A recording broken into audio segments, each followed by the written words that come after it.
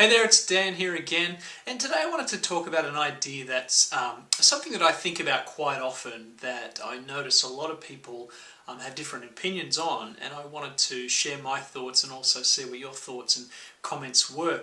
And that is mainstream news relevant anymore in our new world of open source information?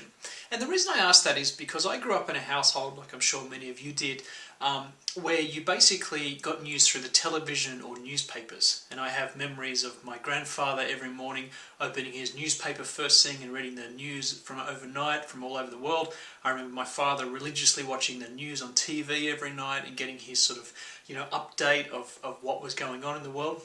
And at that, time of your life, it's very sort of influential, the way that you see people gathering information every day and sort of updating themselves. And for much of my childhood and my teenage years, that was kind of what you did.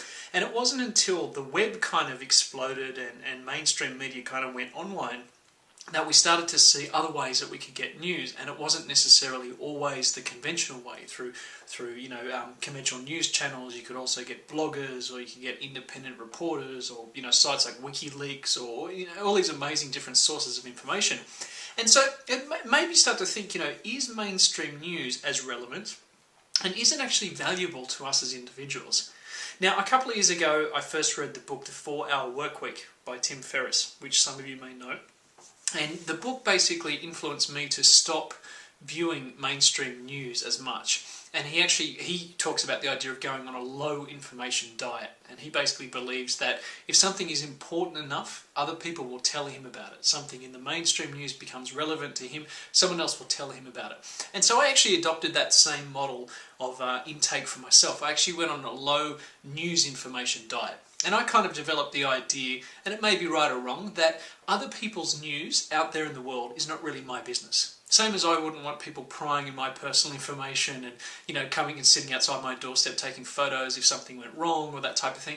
I feel like sitting there watching the news, and especially misfortunate news of other people, isn't actually my business. So I take a fairly strong view about that. Now, do I miss things? Sure. Sometimes I'm actually not up to date with the latest happenings if, some big event happens. And, sometimes I've been hassled by my friends and family because I'm a little bit out of the loop. But I think, as a rule, not being part of the news intake cycle actually has made me a more positive person. I think I actually have a more optimistic view of the world by having less of that information going into my head all the time.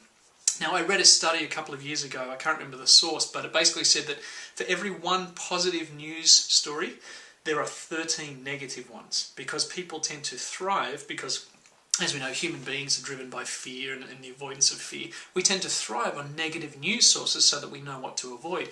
And the news, especially mainstream news, knows to prey on that, to stop us from switching off. They tell us scary things are happening and we have to be informed and that type of thing.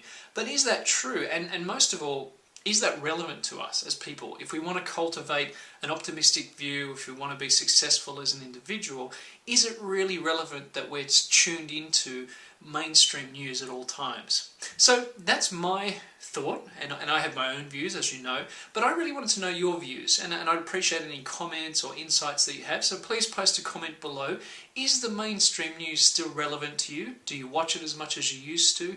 Do you have opinions about what news sources are the best? So I'd love any comments you have, and I'll read them all and I'll reply, so post your comment below, and I would love to hear what you've got to say.